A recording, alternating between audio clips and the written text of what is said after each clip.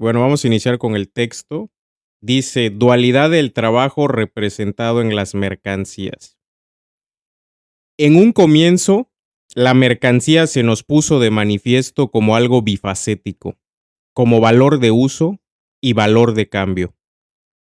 Vimos a continuación que el trabajo, al estar expresado en el valor, no poseía ya los mismos rasgos característicos que lo distinguían como generador de valores de uso. Aquí, haciendo un paréntesis en este primeras líneas, primer párrafo, Marx empieza de nuevo lo que habíamos nosotros visto la sesión anterior con el carácter bifacético de la mercancía, también el carácter bifacético del trabajo. Habíamos hablado de una unidad dialéctica, de una posiblemente una unidad indisoluble, que eso habría que matizarlo, pero Marx está trabajando en ese contexto. Siempre valor de uso, valor, trabajo abstracto, trabajo concreto, plusvalía relativa, plusvalía absoluta, capital constante, capital variable, y podemos seguirle. Esas categorías son las que Marx siempre termina por manejar. Él mismo luego lo explica, pero no queremos adelantar en el desarrollo algo que tienen que darse cuenta la mayoría de personas cuando lo leen, porque como he mencionado, este texto tiene un método de exposición que es distinto a lo que podemos nosotros ver en las escuelas, los manuales, donde te presentan los conceptos a priori y luego se hace el desarrollo. Aquí se puede decir que es al revés. Primero está el desarrollo y luego llegamos a las categorías o a los conceptos. Eso es lo que tenemos que decir siempre. Marx parte de la mercancía porque no hay como tal, no es lo mismo, imagínense, el organismo desarrollado. Pensamos que el Capital trata del primer capítulo del Capital. Muchos tenían esa impresión, que trata de hablar del Estado, de clases sociales, lucha de clases.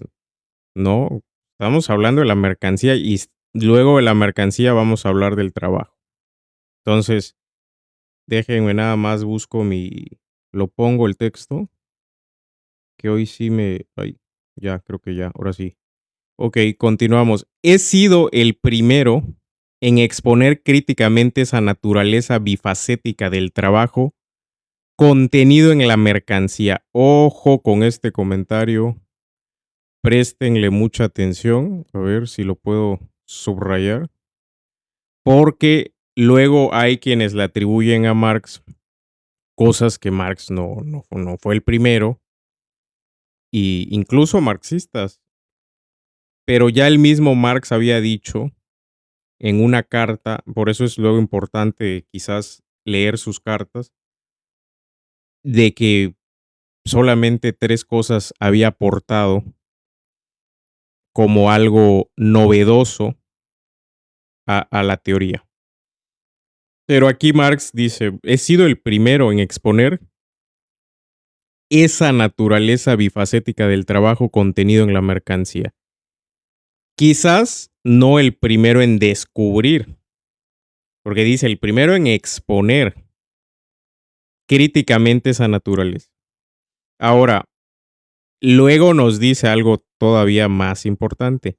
Como este punto es el eje en torno al cual gira la comprensión de la economía política, hemos de dilucidarlo aquí con más detenimiento. Vean lo que está diciendo Marx. El eje de toda la economía política. Esta comprensión de trabajo, de la dualidad del trabajo. Luego menciona un ejemplo.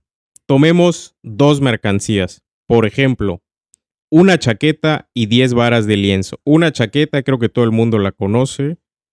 Cuando hay frío, bueno, pues te pones una chaqueta, ¿no? Lo que sería pues, tiene una utilidad, un valor de uso, te sirve para protegerte del frío. Y las varas de lienzo, que son una especie de, bueno, depende el lugar y el país, pero el lienzo, digamos que son telas, pañuelos podrían ser.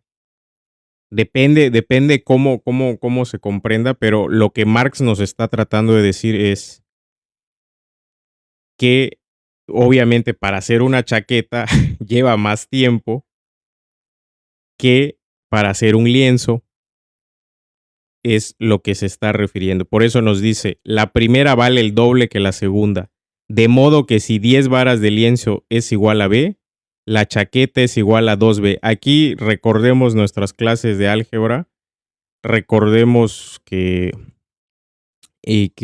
bueno, la B en este caso sería como una especie de, las literales pueden ser cualquier cosa, ¿no? Nosotros le damos el valor a las literales, a las letras. Entonces 2X pueden ser 2 perros, 2 gatos, 2 chivos, 2 carros, etcétera, etcétera. Pero aquí Marx lo hace nada más para ejemplificar el punto. Luego nos dice, la chaqueta es un valor de uso que satisface una necesidad específica. Para producirla se requiere determinado tipo de actividad productiva. Esta se halla determinada por su finalidad, modo de operar, objeto, medio y resultado. Ojo con lo que nos está diciendo. Llamamos sucintamente trabajo útil al trabajo cuya utilidad se representa así en el valor de uso de su producto, o que en su producto sea un valor de uso. Desde este punto de vista, el trabajo siempre se considera con relación a su efecto útil. Así como la chaqueta y el lienzo son valores de uso cualitativamente diferentes, son cualitativamente diferentes los trabajos por medio de los cuales llegan a existir, el del sastre y el del tejedor. Si aquellas cosas no fueran valores de uso cualitativamente diferentes, y por tanto productos de trabajos útiles cualitativamente diferentes, en modo alguno podrían contraponerse como mercancías. No se cambia una chaqueta por una chaqueta, un valor de uso por el mismo valor de uso. Aquí vamos a hacer un paréntesis muy, muy interesante y vamos a subrayar esta partecita porque creo que vale la pena. Aunque pareciera algo, ¿hay grupo de WhatsApp? Sí. Ahorita te lo envío, compañero. Aunque pareciera que Marx está haciendo una especie de diciendo cosas de sentido común, vamos a ver qué es lo que nos está planteando Marx, recordando y siguiendo a Adam Smith, David Ricardo y a todos los economistas clásicos de la época.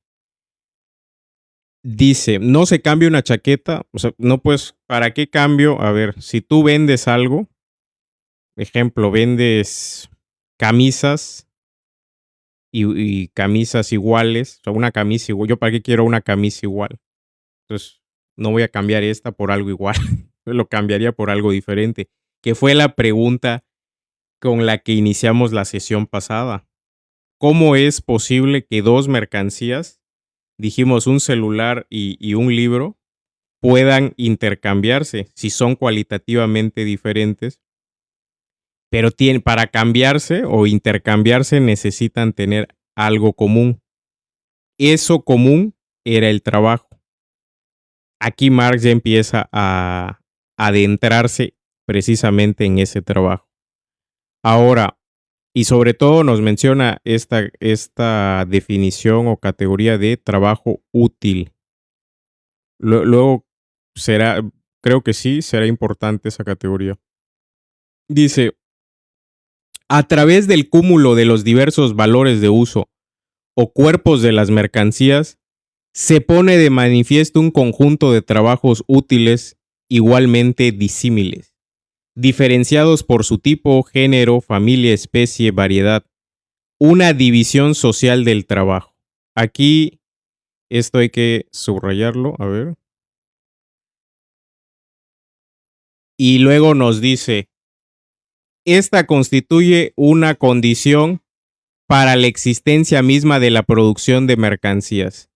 Si bien la producción de mercancías no es a la inversa condición para la existencia misma de la división social del trabajo, en la comunidad paleoíndica el trabajo está dividido socialmente, sin que por ello sus productos se transformen en mercancías.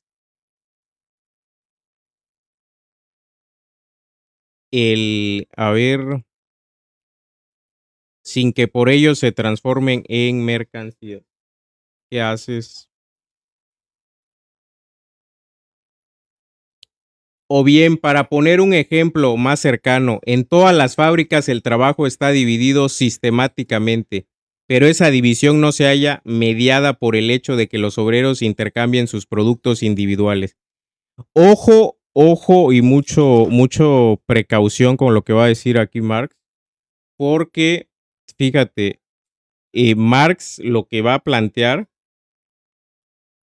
y lo que está diciendo aquí, la división social del trabajo es, por ejemplo, existen carpinteros, herreros, artesanos, en este caso programadores, periodistas, carniceros, no sé qué más hay en la sociedad. Todos los trabajos, esa es la división social del trabajo. ¿Estamos de acuerdo? Ahora, ¿qué más tenemos nosotros aquí? Nos dice, existió división del trabajo, nos dice Marx, en las comunidades antiguas, la comunidad paleoíndica, y existió en otras comunidades de división en Grecia, ¿no? Estaba el esclavismo, etcétera, ¿no? Dice, pues hay división del trabajo, pero en el feudalismo, ¿no? El señor feudal, etcétera, y posteriormente la cuestión de los maestros, los artesanos, existía una división social del trabajo.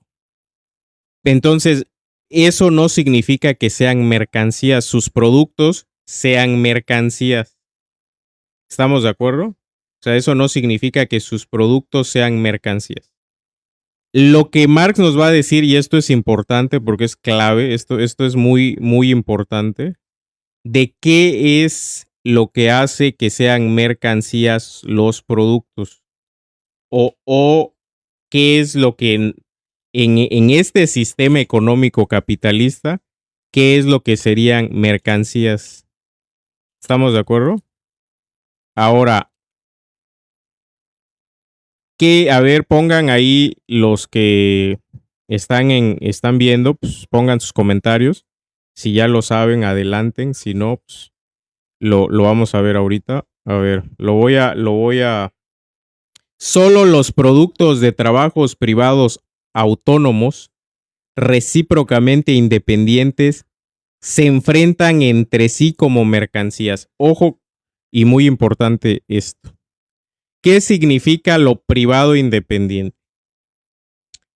Privado significa que existen diferentes empresas y que no se ponen de acuerdo, la sociedad no se pone de acuerdo para producir.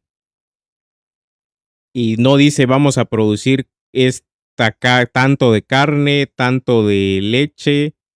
Yo no sé si la sociedad lo necesita, entonces se ponen a producir cada quien de forma privada. ¿Cuánto produce? ¿Cómo lo produce? No lo sabe si eso tiene valor. O sea, tiene un valor al hecho de producirlo, pero no se realiza el valor hasta que no se lleva al mercado. Eso es, yo estoy adelantando una parte, pero para que ustedes lo puedan enlazar. Si yo produzco leche hoy o 100 litros de leche y nadie me lo compra, bueno, habré trabajado como dicen, trabajaste en vano, nadie sabe para quién trabaja, pero pues, tiraste fuerza y digamos fuerza de trabajo colectiva a la basura. Ahora, lo independiente también es eso, que no te dicen la técnica en la que tú vas a utilizar. Eso se refiere también independiente. Ahora, es importante porque entonces tenemos que la clave del valor sería trabajo, tiempo de trabajo socialmente necesario, realizado de manera privada e independiente para que sean mercancías.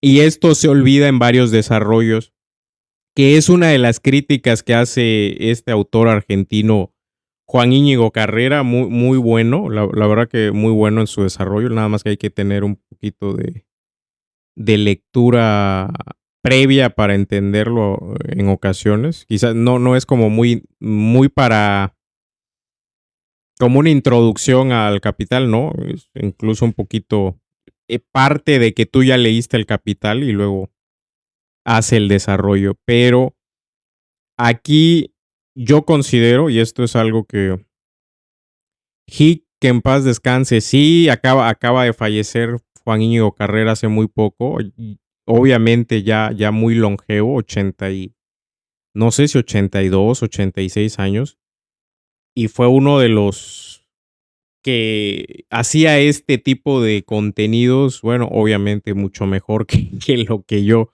estoy intentando aquí hacer, pero hacía esos talleres del Capital y bueno, sus libros, sus desarrollos, creo que tienen mucha tela para ayudarnos a entender el Capital de Marx. Entonces, aquí nosotros nos seguimos leyendo. Dice, se ha visto que el valor de uso de toda mercancía encierra determinada actividad productiva o trabajo útil orientada a un fin. Esto es importante. A ver si lo puedo subrayar. Ya no me aparece, les digo. Los valores de uso no pueden enfrentarse como mercancías si no encierran en sí trabajos útiles cualitativamente diferentes.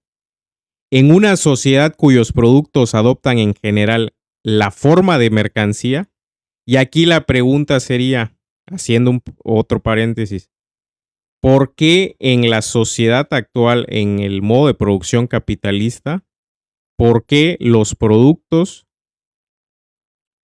adoptan la forma de mercancía? Esa sería una pregunta importante e interesante.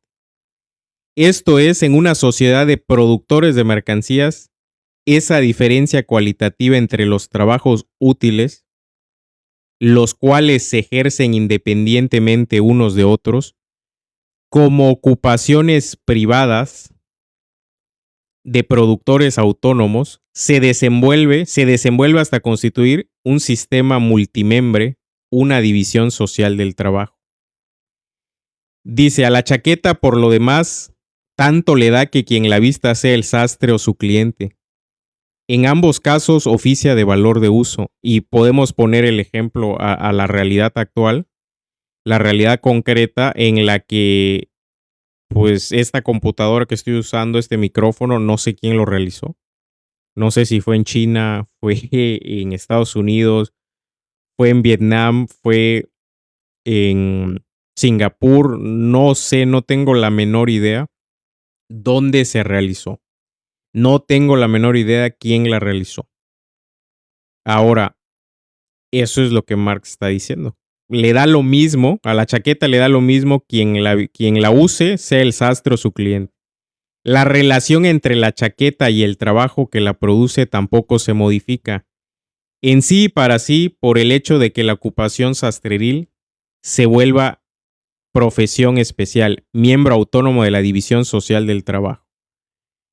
Dice, no importa que te vuelvas especialista, que haya cambiado, y ahorita Marx lo retoma, dice, el hombre hizo su vestimenta durante milenios, allí donde lo forzaba a ello la necesidad de vestirse, antes de que nadie llegara a convertirse en sastre. pero la existencia de la chaqueta, del lienzo, de todo elemento de riqueza material que no sea producto espontáneo de la naturaleza, necesariamente estará mediada siempre por una actividad productiva especial orientada a un fin, la cual asimila las necesidades particulares del hombre, materiales naturales particulares. Como creador de valores de uso como trabajo útil, pues el trabajo es, independientemente de todas las formaciones sociales, condición de la existencia humana, necesidad natural y eterna de mediar el metabolismo que se da entre el hombre y la naturaleza, y por consiguiente de mediar la vida humana. Y aquí está Marx dándonos una reflexión importante, muy, muy interesante. A ver, déjenme ver si les... Muy importante, muy interesante, porque el otro día, hace unos días estaba yo ahí peleando con unos, la verdad, no sé exactamente de qué eran, pero estaban haciendo un círculo o un taller de lectura del Capital. ¿Y cómo se llama el programa con el que lees el PDF? El programa se llama, a ver, Nitro PDF. Es muy bueno. Ojalá lo puedan descargar. Está muy bueno. Hay otros, yo en Linux tengo otros también muy, muy buenos. Satura, Ocular, son programas muy buenos. Dice Kropotkin 2, mercancía, todo lo que puede ser intercambiado por otra mercancía. Mm, a ver, Kropotkin, no necesariamente. El desarrollo que está haciendo Marx no lo está planteando de esa forma. Y por eso, si tú léete el apartado anterior, el de la mercancía, menciona que, bueno, puede ser, para que sea mercancía, aquí lo cierra. Tienen que ser producto de trabajos privados independientes. Ahora, decir mercancía, todo lo que puede ser intercambiado por otra mercancía, pues es como decir simplificar el asunto, porque esa definición o esa explicación no te explica mucho, a mi juicio, pero no sé, a lo mejor y te entendí mal. Ahorita bueno, si quieres subir igual a comentar adelante, todos son bienvenidos para abrir debate. Creo que también por el nombre entiendo que eres más de la línea del anarquismo. Yo obviamente recuerdo haber leído a Kropotkin en La conquista del pan, por ejemplo, que me pareció un gran libro hace muchos años. Ya no lo he vuelto a leer, pero ojalá pudiera retomarlo porque lo leí hace, ¿qué será?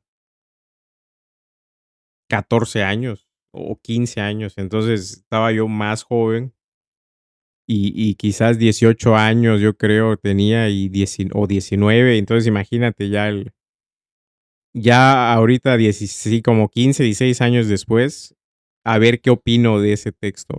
Cuando lo leí me pareció un texto maravilloso, La conquista del pan de Kropotkin. Era un gran texto. No sé exactamente ahorita cómo lo vaya. Yo creo que tiene cosas también sigue teniendo cosas interesantes. Ahora, aquí Marx nos dice la naturaleza media entre el trabajo, perdón, media entre la naturaleza y el producto o los valores de uso que se van a crear, ¿no? Es una categoría transhistórica en el que el trabajo ha existido siempre. Trabajo esclavo, trabajo en las comunidades antes del esclavismo, comunismo primitivo, por llamarle de alguna forma. Entonces, el trabajo como categoría es transhistórica, ha existido en todo tiempo, todo lugar, al menos hasta donde nosotros conocemos. ¿Qué es lo importante o lo interesante aquí? y lo que nos lleva a replantear es este debate, el de cómo Marx entiende la naturaleza.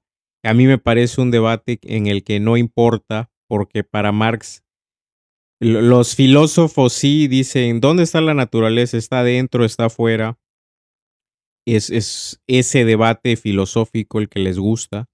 Pero Marx dice, no, la naturaleza existe, está ahí, y lo que importa es cómo satisfaces necesidades utilizando esa naturaleza.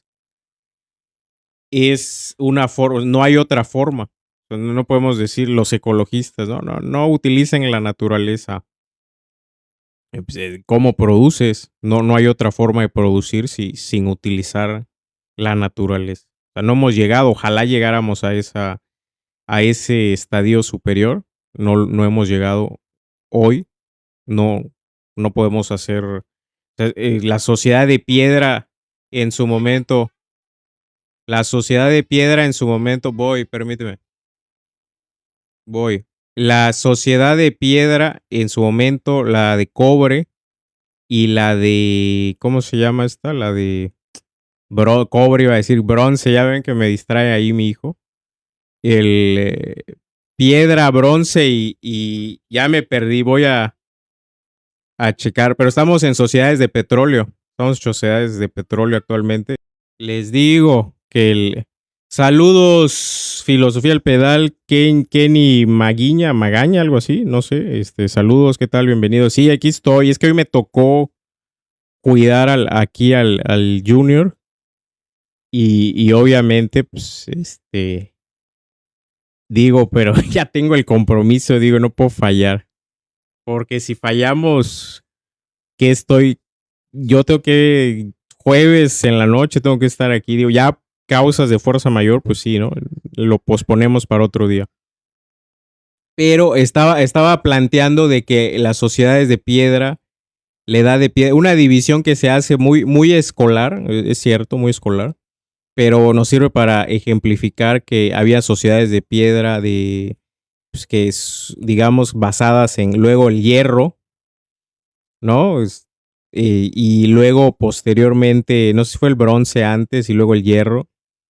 Y luego, ahorita somos sociedades de petróleo, que es lo que está pasando en Cuba. O sea, si no tienes petróleo como sociedad, estás prácticamente, no puede existir una sociedad si no hay petróleo.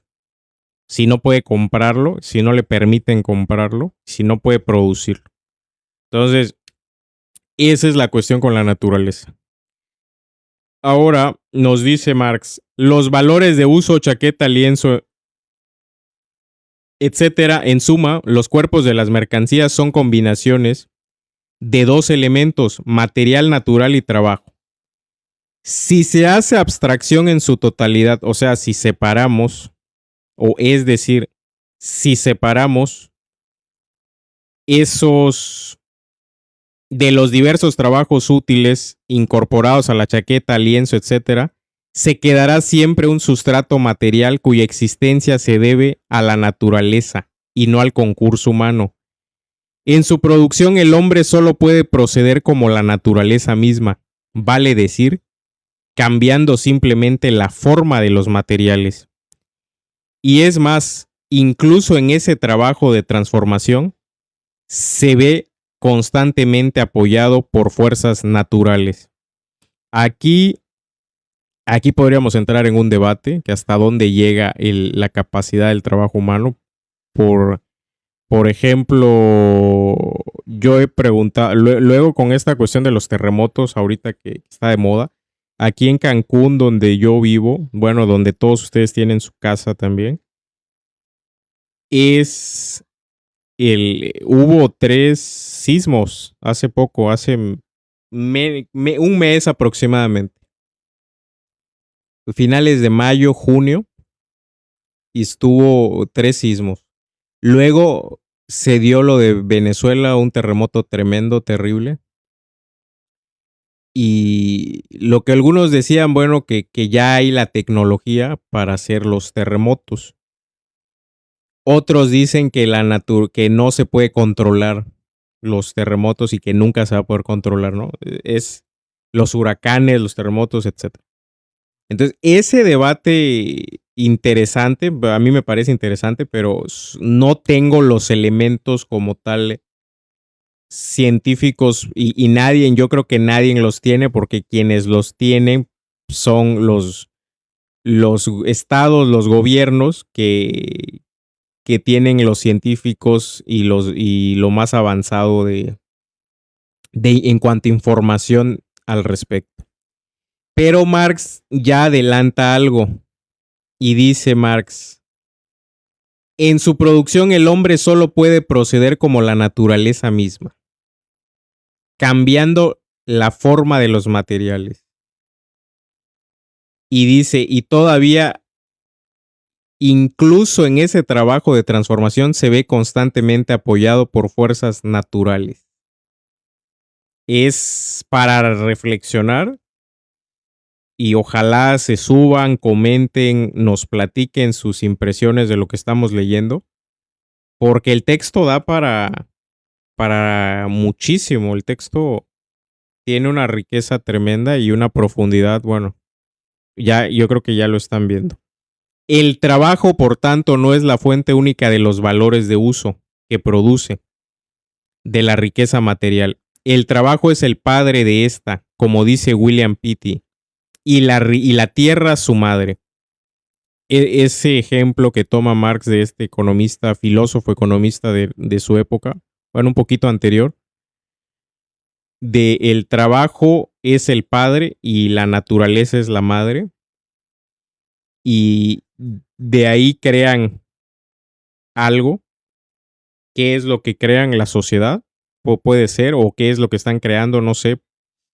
A veces yo me pongo yo utilicé, apenas estoy utilizando la IA para meter este texto y hacer preguntas a la IA, etcétera, a ver cómo me responde, jugando un poquito también con el texto, pero en esta parte yo creo que sí se presta mucho a interpretación. Ahora, de la mercancía en cuanto a objeto para el uso, pasemos ahora al valor de la mercancía. Supusimos que la chaqueta valía el doble que el lienzo, pero esta no es más que una diferencia cuantitativa y por el momento no nos interesa. Recordemos que si una chaqueta vale el doble que 10 varas de lienzo, la magnitud de valor de 20 varas de lienzo sería igual a la de una chaqueta.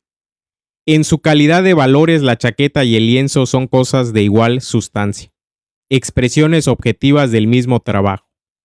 Pero el trabajo del sastre y del tejedor difieren cualitativamente. Voy a leer una nota que es la nota 13, que está aquí abajo. Dice, todos los fenómenos del universo los haya producido la mano del hombre o las leyes universales de la física, no dan idea de una creación real, sino únicamente de una modificación de la materia.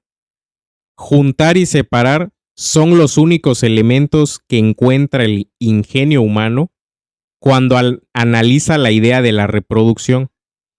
Y tanto estamos ante una reproducción de valor de uso, aunque aquí el propio Berry, en su polémica contra los fisiócratas, no sepa a ciencia cierta de qué valor está hablando. Y de riqueza si la tierra, el aire y el agua de los campos se transforman en cereales, como si mediante la mano del hombre la pegajosa secreción de un insecto se transmuta en terciopelo, o bien algunos trocitos de metal se organizan para formar un reloj de repetición. Aquí obviamente Marx es un texto de 1771, imagínense, ya llovió, ya pasó, pasó mucho tiempo, pero, y Marx retoma lo más avanzado de la época y en ese momento cómo entendía la materia Marx, eso es algo que nosotros podemos ir planteando o ir preguntando y luego profundizando, porque la concepción que tenía Marx de la materia era esta, ¿no? Lo único que podemos hacer lo único que puede hacer el hombre es juntar y separar, no hay más. Entonces, ya imagínate con lo que viene, por eso yo le puse en el flyer dualidad del trabajo y la inteligencia artificial, pero también están las máquinas, estas computadoras cuánticas, está toda la cuestión de la automatización, los robots que ya viene, y al final de esto voy a dar en base al texto de Marx, que estamos leyendo, voy a hablar de la automatización de la inteligencia artificial y cómo el texto nos sirve para entender la actualidad. Eso ya viene, así que quédense para que, bueno, y también suban, porque si no, luego me aburro y ya no lo hago. Pero no es cierto. Hay que hacerlo, ya es un compromiso. Así que ya saben, no importa que tenga yo familia, tenga yo que hacer, tengo que hacer este texto. Esta lectura. Existen condiciones sociales, no obstante, en que el mismo hombre trabaja alternativamente de sastre y de tejedor. En ellas estos dos modos diferentes de trabajo no son más que modificaciones del trabajo que efectúa el mismo individuo. No han llegado a ser funciones especiales, fijas, de individuos diferentes. Del mismo modo exactamente que la chaqueta que nuestro sastre confecciona hoy y los pantalones que hará mañana solo suponen variedades del mismo trabajo individual. Una simple mirada nos revela, además, que en nuestra sociedad capitalista y con arreglo a la orientación variable que muestra la demanda de trabajo, una porción dada de trabajo humano se ofrece alternativamente en forma de trabajo de sastrería o como trabajo textil. Este cambio de forma del trabajo posiblemente no se efectúe sin que se produzcan fricciones, pero se opera necesariamente. Si se prescinde del carácter determinado de la actividad productiva y por tanto del carácter útil del trabajo, lo que subsiste de este es el ser un gasto de fuerza de trabajo humana. Esto es importante también, subrayenlo por ahí los que están. Gasto de fuerza de trabajo humana. Eso es lo que queda si nosotros separamos los diferentes tipos de trabajo. Por ejemplo, quitamos el sastre, el carnicero, el tejedor, el programador. ¿Qué nos queda? Gasto de fuerza de trabajo humano. Ahora, aunque actividades productivas cualitativamente diferentes, el trabajo del sastre y del tejedor son ambos gasto productivo del cerebro, músculo, nervio, mano, etc. Y en este sentido uno y otro son trabajo humano, son nada más que dos formas distintas de gastar la fuerza humana de trabajo. Es preciso, por cierto, que la fuerza de trabajo humana, para que se le gaste de esta o aquella forma, haya alcanzado un mayor o menor desarrollo. Pero el valor de la mercancía representa trabajo humano puro y simple, gasto de trabajo humano en general. Así como en la sociedad burguesa un general o un banquero desempeñan un papel preeminente y el hombre sin más ni más un papel muy deslucido, otro tanto ocurre aquí con el trabajo humano. Este es gasto de la fuerza de trabajo simple, que término medio, todo hombre común sin necesidad de un desarrollo especial, posee en su organismo corporal. El carácter del trabajo medio simple varía, por cierto, según los diversos países, épocas culturales, pero está dado para una sociedad determinada. Se considera que el trabajo más complejo es igual solo a trabajo simple potenciado o más bien multiplicado. De suerte que una pequeña cantidad de trabajo complejo equivale a una cantidad mayor de trabajo simple. Aquí podemos ya iniciar a hablar de la inteligencia artificial y vamos a entrarle al tema. Antes voy a leer sus comentarios. Saludos, Estrada. Bienvenidos a todos. Igual si quieren subir, ya saben, micrófonos están abiertos, hay que entrarle al debate. Aquí voy a entrar hoy al tema de la inteligencia artificial. Voy a subirle un poquitito. A ver, déjenme ver. Para que ustedes puedan leer. Nos habla Marx de trabajo medio simple, trabajo simple o trabajo potenciado. En español, ¿qué es esto? Pongamos que el trabajo simple es gasto de fuerza humana, gasto de trabajo. Es el trabajo que puede realizar cualquier ser humano. Ejemplo, en una sociedad determinada, nunca perdamos de vista eso. No es lo mismo producir autos hoy, siempre pongo ese ejemplo, que producir autos en 1930, 1940. Es otra tecnología, es otra técnica y son otras características que tenían los trabajadores. Otro nivel de cualificación del que tienen ahora. Por ejemplo, ahorita que ya están haciendo todo eléctrico, que es una tontería. Hacer todo bueno, lo hacen para hacerte dependiente del sistema y que si le falla algo eléctrico ya no sirva y tengas que ir a gastar dinero cuando antes no era así. Eh, Obviamente, trabajo simple es lo que podemos hacer todos, ¿no? Por ejemplo, ahorita puedes barrer, puedes cargar, si, dependiendo tu edad, puedes hacer, leer, escribir, algo que era, imagínense, hace millones de años o cientos de miles de años, pues no sabían leer y escribir.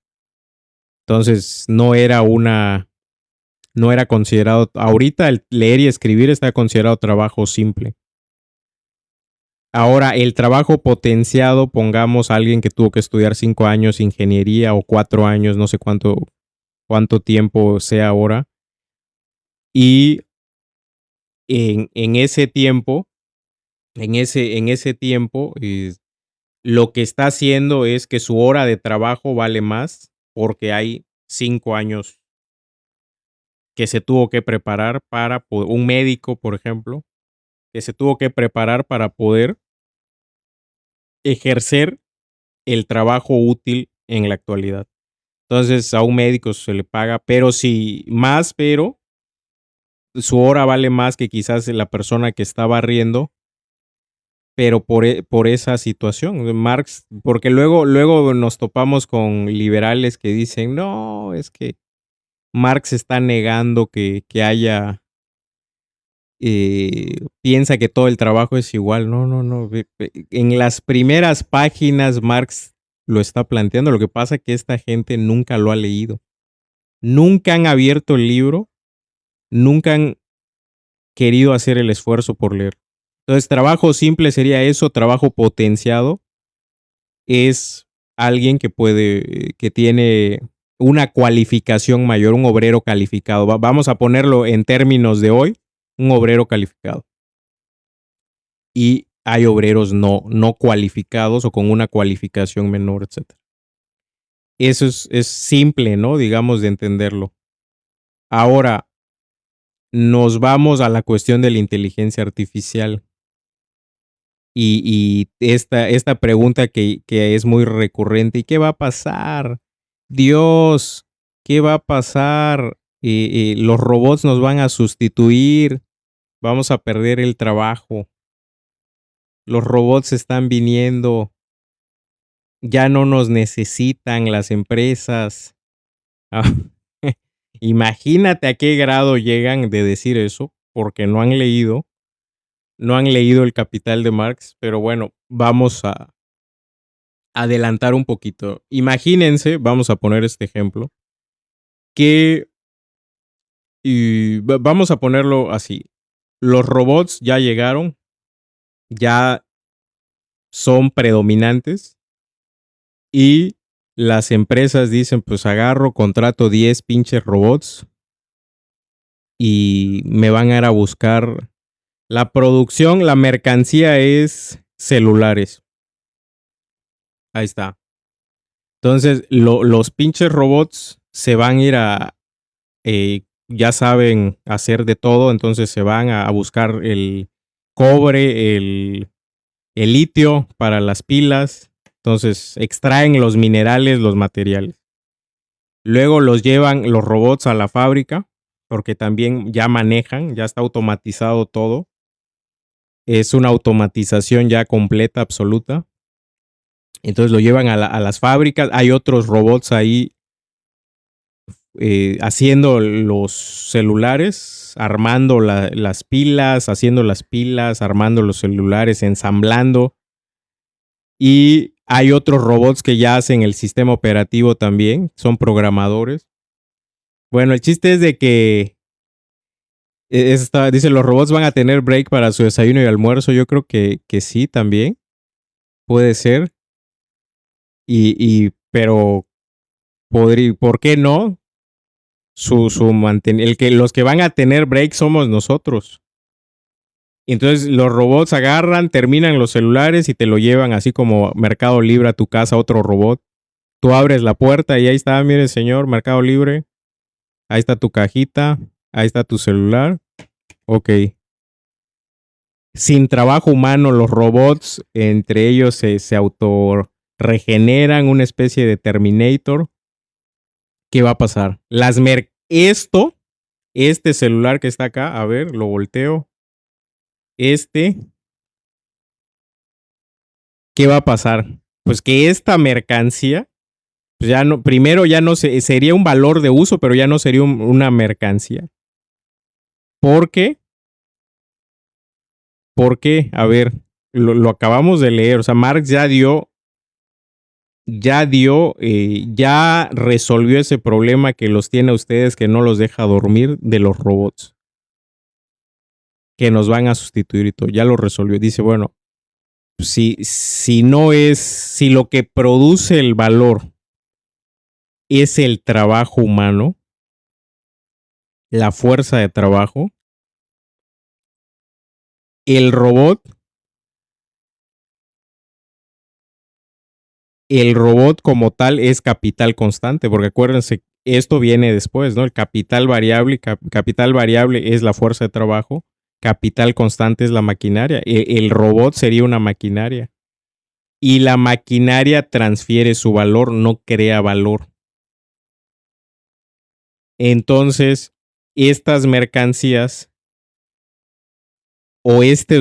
para ser más exactos, ya no mercancías, estos valores de uso, este celular, su valor sería cero. ¿Cómo que cero? Sí, cero, así como lo están escuchando. Entonces estaríamos en el comunismo con estos robots.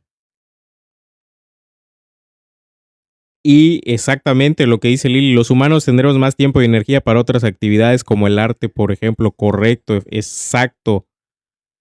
Muy bien, Lili, efectivo, sí, qué bueno que lo mencionas de esa forma, porque pues, la gente dice es que ya no va a haber trabajo.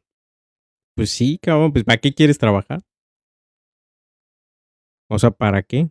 ¿Quieres que alguien te esté dando ahí latigazos y pueden habilitarme? No veo así, pero digo, no veo es que estoy en la lab, pero no sé, manda la solicitud y adelante te subo, ahí está, a ver. Voy a invitar, a ver, está Filosofía al Pedal, está Enrique Arellano, Perro Político, Ursal, Marco, y abrimos de Lili. Adelante, comenten para que yo me tome también mi break, porque si no...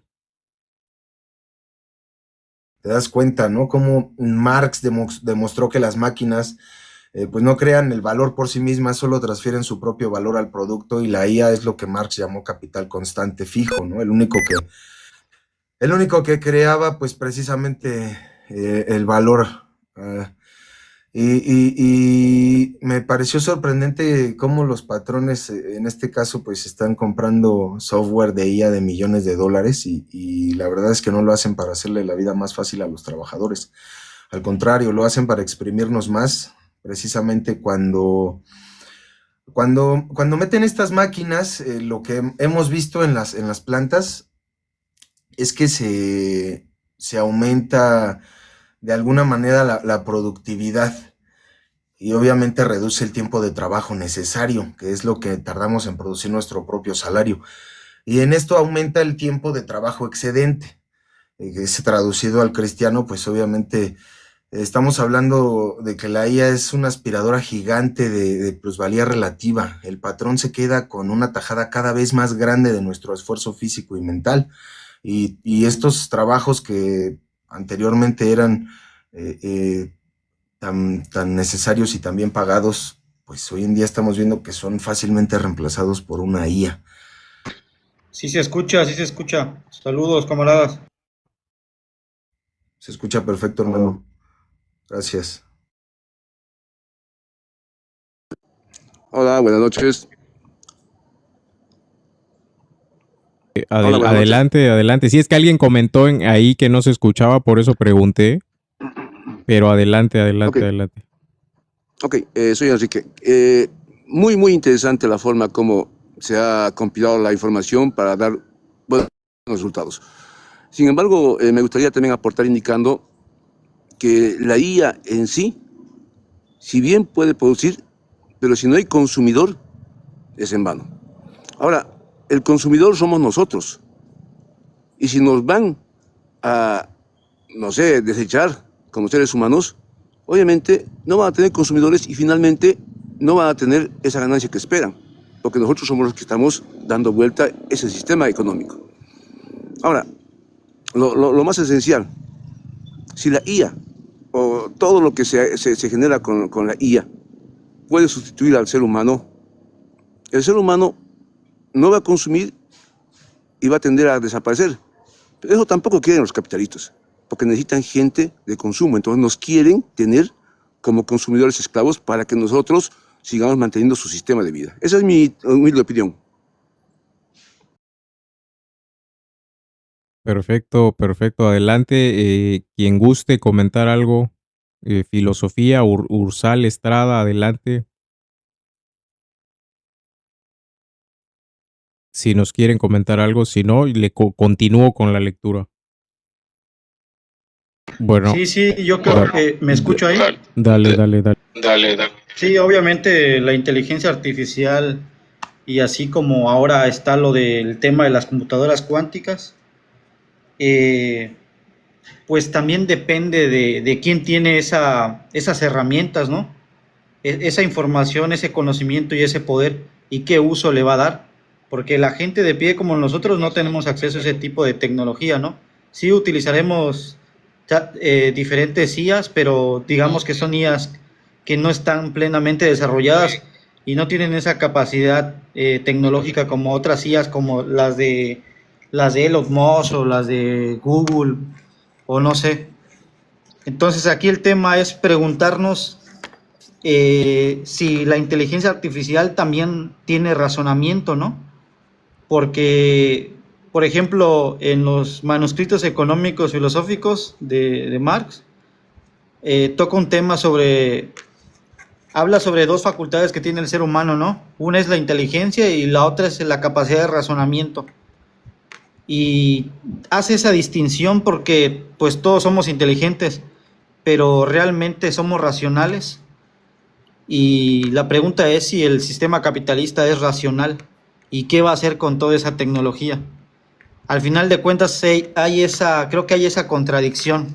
No sé qué opinan ustedes.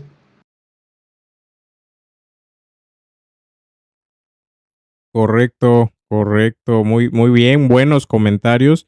Yo, leyendo el texto, creo que obviamente Marx aquí lo esboza, no está desarrollado, eso viene más adelante, donde hasta el tomo 3, imagínense, donde Marx dice, bueno, como lo que decía Enrique, dice, si tú quitas la fuerza de trabajo a los humanos del proceso de producción y te quedas con puros robots, puro capital constante, pura maquinaria, inteligencia artificial y automatización, máquinas cuánticas, disminuye tu tasa de ganancia.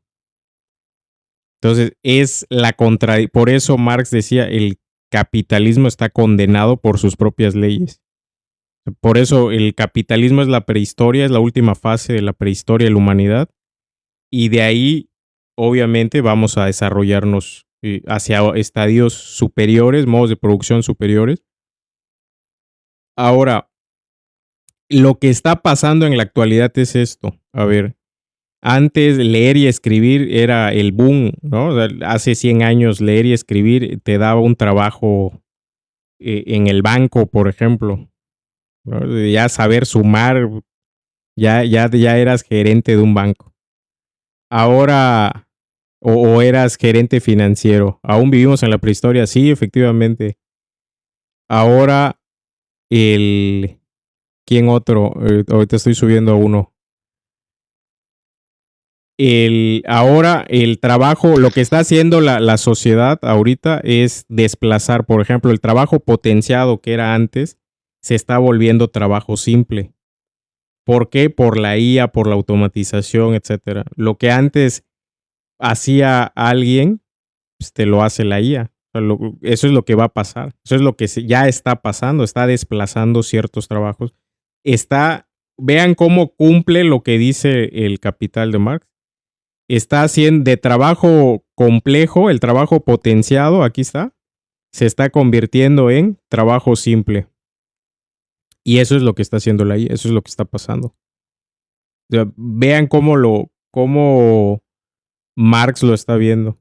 O sea, Marx lo está analizando. Pero al final la inteligencia artificial, los robots, son maquinaria. Es maquinaria y es capital constante. Transfiere su valor, no crea valor. Eso es lo que hay que entender. Y dicho eso, pues cuando las mercancías lleguen a cero, puede ser el que no tengan que venderse. O sea, necesitamos valores de uso. Necesitamos celulares, ropa, etcétera. Pero si las va a crear, vamos a poder crear un sistema, si quieres, artificial de robots. Cuando las máquinas, eso lo dicen los manuscritos también, ahorita que Estrada lo estaba mencionando. Cuando las máquinas trabajen para los seres humanos, ese es el comunismo. Lo plantea Marx en los manuscritos económicos filosóficos de 1844. Ese es el pensamiento que tiene Marx. Cómo se adelanta hace 200 años, ya lo venía planteando, y es lo que China, por eso China tiene ese desarrollo. Y dice, tiene ese desarrollo. Yo creo que por ahí el desarrollo tecnológico, Marx estaba a favor de ese desarrollo tecnológico, porque al final es lo único que te puede liberar a la humanidad. El detalle es que como bien mencionaba el compañero, ese desarrollo tecnológico está utilizado por el sistema económico actual, el modo de producción, por los capitalistas. Aunque ese sistema económico también crea a sus propios sepultureros, que eso también lo plantea Marx en el manifiesto. Entonces, yo por eso no me preocupo. Yo cuando veo esto que está pasando en el mundo, que la IA, que la automatización, no, pues ya está planteado por Marx. Ya estaba planteado antes de Marx. Cuando la máquina de vapor no desplazó a cuantos miles de artesanos. El trabajo manual no se fue desplazando por la máquina, sobre todo la máquina de vapor, pero también por todos los desarrollos que hubo posteriormente. Hubo un movimiento que se llamó el movimiento ludista en Inglaterra y en otras partes de Europa, donde los trabajadores querían luchar contra las máquinas, destruían la maquinaria porque les estaba quitando fuerza de trabajo. Les estaba quitando trabajo, perdón. Eso ya pasó. Ahora es utilizar la maquinaria hacia el futuro para construir una sociedad nueva. Pero esa sociedad nueva nace del mismo capitalismo. O sea, es una fase superior. Eso es lo que nosotros tenemos que entender. obviamente la automatización, pues, estamos de acuerdo. Nada más que hay que avanzar. Saludos desde Ecuador, sí, saludos desde México. Y dice, claro, la IA chambea con datos y los datos se están reuniendo desde el surgimiento del industrialismo en Inglaterra, sí, efectivamente. Subió Chalina, algo así. No sé si quieres comentarnos algo. Si no, sigo leyendo. Ah, sí, nada Dale, más dale. para acotar algo ahí sobre lo que decían hace rato de que pues vamos hacia la historia de la humanidad se mueve en un curso, ¿no?, hacia el progreso, ahora que el capitalismo se ha superado, pero eso no sucede solamente porque así va a suceder sin que nosotros hagamos nada. Los comunistas son los impulsores de la historia porque son los que avivan la lucha de clase. Entonces, si es que fallamos en esa misión, lo que va a suceder, y puede suceder, pues sí, sí, los capitalistas se deshacen de los obreros para manufacturar, ¿no?, los bienes, las mercancías, y utilizan solamente IA y robots para manufacturarlos. No necesariamente van a quedarse sin quien los consuman, porque puede existir todavía una sociedad donde el capitalismo se vuelva totalmente reaccionario y fascista globalmente, o sea, como un imperio global, y esclavice a todo el proletariado. Puede suceder. De hecho, hay mucha ciencia ficción detrás de eso también. Han sacado, recuerdo que hubo una serie que se llamaba Black Mirror y había un episodio de la primera temporada, o sea, el episodio 3, que trata, o sea, te pone un escenario, ¿no? Un escenario ficticio, pero pues no tan ficticio porque sí puede suceder en unos 100, 200, 300 años. Y todos los humanos viven en edificios y todos están confinados en sus cuartos, y sus cuartos tienen paredes de pantallas, y las pantallas pues te ponen anuncios, y si no quieres ver los anuncios tienes que pagar un dinero virtual que te aparece arriba. ¿Y cómo generas ese dinero virtual? Simplemente pedaleando en bicicletas. Todos los humanos básicamente sirven para eso, para generar energía, porque en el futuro lejano se supone que los humanos los utilizan para generar energía. Esa es la clase obrera. Y luego hay una subclase que son los que limpian. Cuando ya no pedaleas, te mandan a limpiar ya. Pero bueno, la trama pues va así, ¿no? Que hay un chavo que se quiere rebelar contra ellos, ¿no? Pero aún así se le hace muy difícil porque todos están de acuerdo con ese modo de vida, todos ya lo aceptaron y consumen productos, consumen todo, o sea, siguen siendo consumidores, pero son una clase esclava, que lo único que para lo que sirven ya no es para manufacturar, sino para generar electricidad. Entonces, sí es cierto que vamos avanzando, la historia va avanzando, pero no necesariamente avanza solo porque sí mágicamente, sino porque tenemos que seguir avivando la lucha de clases. Si la lucha de clases se detiene porque una izquierda falsa, una izquierda traidora, toma el poder y le da unas pequeñas victorias al proletariado, como tecnología, ¿no?, y uso de tecnología, y nosotros creemos que con eso ya conquistamos, ¿no?, la soberanía popular, pues ahí todo se va pues a la fregada y pronto nos van a esclavizar. Solo eso quería aportar, compañero. Correcto, sí, efectivamente, dale, creo que va filosofía al pedal, pidió la palabra. Es buen comentario el que acabas de realizar. Hola, buenas noches, ¿qué tal? ¿Cómo están? ¿Sí me escuchan? Se Sí, escucha bien. muchas gracias. Algo de lo que yo tenía una duda es una duda era Tu micrófono, Antonio, creo que está activado. Coméntalo.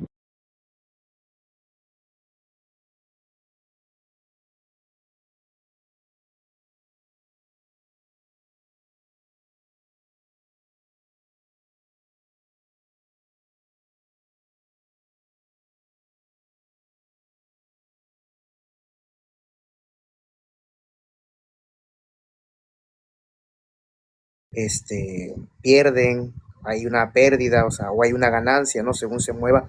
Y es decir, aquí algo Marx decía algo muy importante, ¿no? Que yo todavía trato de entender en este sentido, que el dinero genera dinero, ¿no? O sea, eso es algo que pues considero que es algo profundo y algo que se puede analizar, ¿no? Entonces, eso es lo que yo quería comentar acá, para ver si podemos hablar sobre ese tipo de trabajo, ¿no? Que es el de estar enfrente de la computadora y estar como pues apostando en la bolsa, ¿no? Gracias. Claro, el capital ficticio lo menciona Marx en el tomo 3, ya habla del capital ficticio y obviamente es parte de lo que estamos, sobre todo Lenin desarrolla un poquito más el tomo 3 en el imperialismo, fase superior del capitalismo, donde menciona que el capital financiero es el que se convierte en predominante. Eso es lo que menciona Lenin. A ver, subió alguien más, ahorita lo acepto. Es lo que menciona Lenin. Y yo creo que sí, vamos a hablar de ello también, pero un poquito más adelante.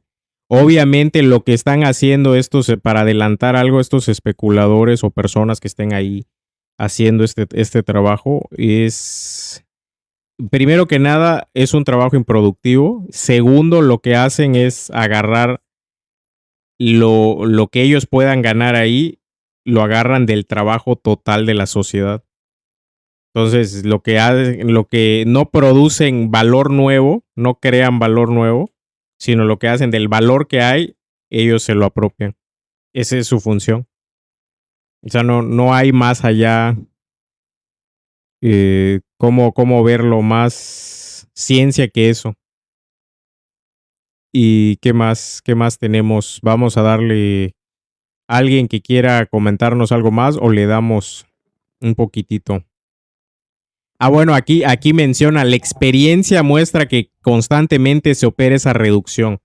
Por más que una mercancía sea el producto del trabajo más complejo, ejemplo, actualmente la inteligencia artificial, su valor le equipara al producto del trabajo simple y por consiguiente no representa más que determinada cantidad de trabajo simple. Aquí Marx lo está diciendo, no importa que vengan las máquinas computadoras cuánticas, y al final lo que está haciendo es desplazar el trabajo complejo hacia trabajo simple. Eso es lo que está haciendo. Ahora, las diversas proporciones en que los distintos tipos de trabajo son reducidos al trabajo simple, como a su unidad de medida, se establecen a través de un proceso social que se desenvuelve a espaldas de los productores. ¿Qué quiere decir? Que nosotros no decidimos como trabajadores qué es trabajo simple, qué es trabajo complejo.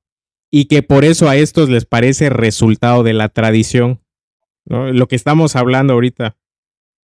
Para simplificar en lo sucesivo, consideraremos directamente toda clase de fuerza de trabajo como fuerza de trabajo simple, no ahorrándonos con ello más que la molestia de la reducción.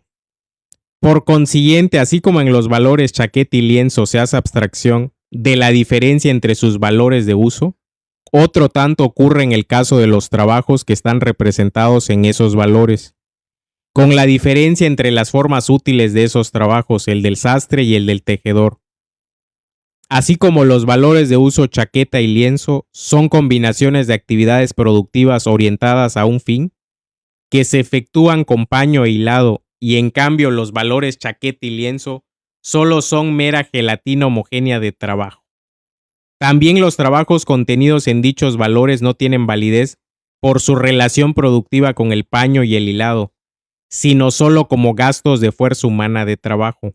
El trabajo sastreril y el textil son elementos constitutivos de los valores de uso chaqueta y lienzo, merced precisamente a sus cualidades diferentes. Son sustancia del valor chaqueta y del valor lienzo, solo en tanto se hace abstracción de su cualidad específica, en tanto ambos poseen la misma cualidad, la del trabajo humano. La chaqueta y el lienzo no son solo valores en general, sino valores de una magnitud determinada, y con arreglo a nuestra hipótesis, la chaqueta valía el doble que 10 varas de lienzo. ¿A qué se debe tal disparidad entre sus magnitudes de valor? Al hecho de que el lienzo solo contiene, aquí lo dice Marx, a ver, esto sí es importante, a que el lienzo solo contiene la mitad de trabajo que la chaqueta, de tal manera que para la producción de...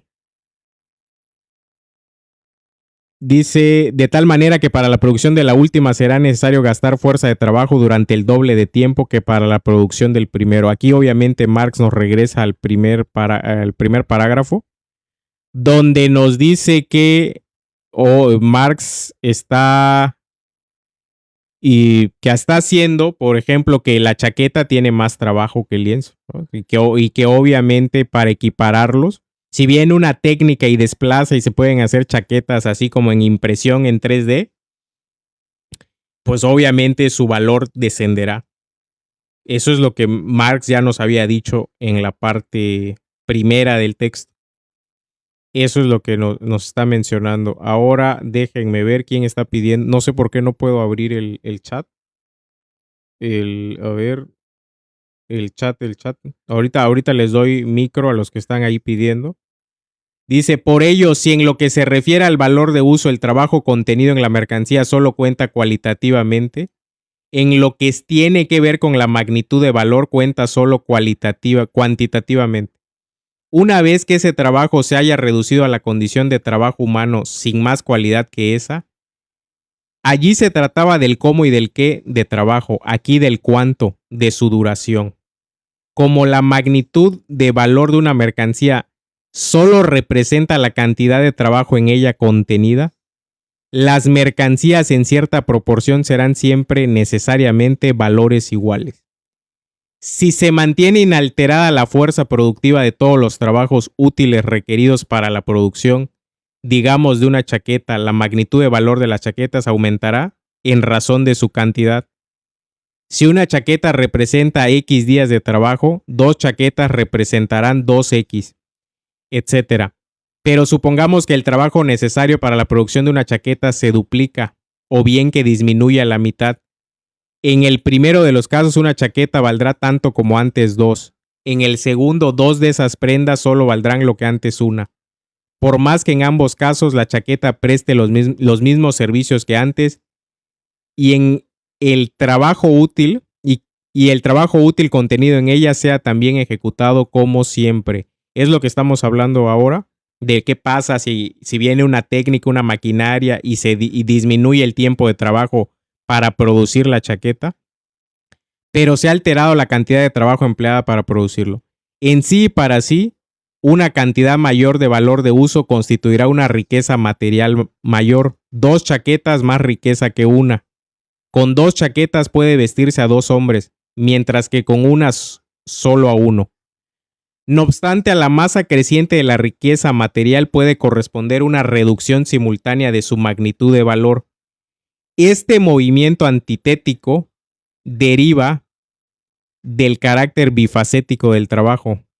La fuerza productiva naturalmente es siempre fuerza productiva de trabajo útil concreto, y de hecho solo determina en un espacio dado de tiempo el grado de eficacia de una actividad productiva orientada a un fin. Esto es importante, es necesario para que nosotros entendamos lo que está pasando. Este movimiento, dice, o sea, el carácter bifacético del trabajo, cuando aumenta las fuerzas productivas, esto solo se da, obviamente, como pusimos el ejemplo, no es lo mismo producir autos ahora que hace 40, 50, 80 años, y eso va a depender de una sociedad determinada.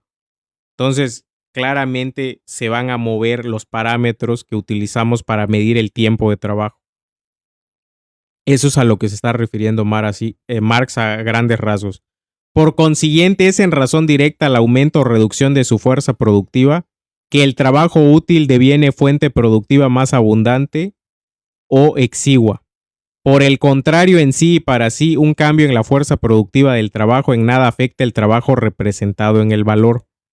Como la fuerza productiva del trabajo es algo que corresponde a la forma útil adoptada concretamente por el trabajo, es natural que no bien hacemos abstracción de dicha forma útil concreta, aquella ya no puede ejercer influjo alguno sobre el trabajo.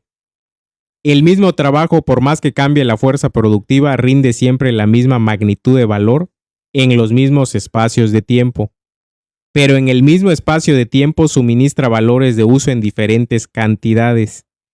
Más cuando aumenta la fuerza productiva y menos cuando disminuye, es lo que hablamos. Es así como el mismo cambio que tiene lugar en la fuerza productiva y por obra del cual el trabajo se vuelve más fecundo, haciendo que aumente por ende la masa de los valores de uso proporcionados por este, reduce la magnitud de valor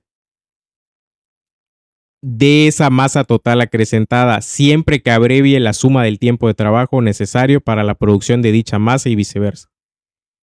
Todo trabajo es, por un lado, gasto de fuerza humana de trabajo en un sentido fisiológico, y es en esta condición de trabajo humano igual o de trabajo abstractamente humano como constituye el valor de la mercancía. Todo trabajo, por otra parte, es gasto de fuerza humana de trabajo en una forma particular y orientada a un fin. En esta condición de trabajo útil concreto, produce valores de uso. Esta parte yo creo que es la importante, la última parte, la que estamos aquí viendo, qué es el trabajo abstracto, qué es el trabajo concreto. El trabajo concreto como tal no se puede separar.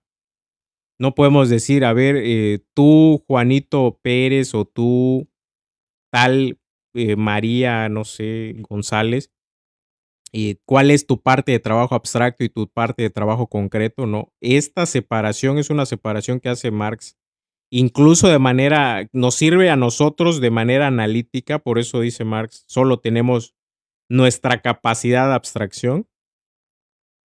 Y Marx dice, el trabajo concreto es el trabajo orientado a un fin, y ese trabajo es el que produce los valores de uso. Es lo que Marx nos está diciendo. Ahora, hay diferentes tipos de trabajo, hay muchísimos, pero solo el trabajo concreto produce los valores de uso. Y ahí termina Marx y concluye, ya me iba yo a pasar a la otra, pero ahí lo vamos a dejar para que no nos extendamos. No sé quién estaba pidiendo micro. A ver, voy a mandar a los que están, si quieren comentar algo o si quieren que yo ya terminé la lectura. Ya terminé de leer este parágrafo de la dualidad del trabajo. Ya lo mezclamos un poquito con la inteligencia artificial, con la IA. Hablamos del trabajo potenciado, el trabajo simple, cómo la IA está reduciendo el trabajo potenciado a trabajo simple. Eso es algo que yo creo que estaría bueno que suban a platicar de eso, y sus comentarios. Acuérdense que luego vamos a hacer un resumen de lo que dijimos aquí. Lo vamos a meter a la IA. Ya estamos utilizando la IA para estudiar el Capital de Marx.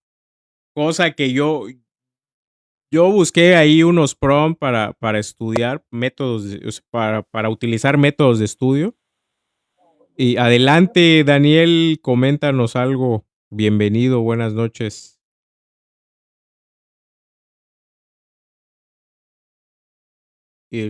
Daniel, abre tu micro. Sí, gracias, apenas me estoy integrando, entonces ahorita voy a checar, pero aquí estoy atento a la sesión. Sí, ya terminamos ahorita de la lectura de la dualidad del trabajo. Lo que hablamos fue acerca del trabajo simple, trabajo complejo o potenciado, y trabajo abstracto, trabajo concreto, que el trabajo abstracto es un gasto de fuerza humana nada más, y el trabajo concreto es el trabajo que se orienta hacia un fin, o el trabajo útil orientado a un fin. Esa puede ser a los que les gustan los glosarios, que yo creo que aquí sí haría falta. Esa puede ser una definición. Aunque Marx dijo, yo no parto de conceptos, pero a manera de manual y a manera de entender, cosa que quizás Marx no le hubiera gustado, sí podemos empezar a hacer, ¿no? Trabajo abstracto es esto, trabajo concreto es aquello.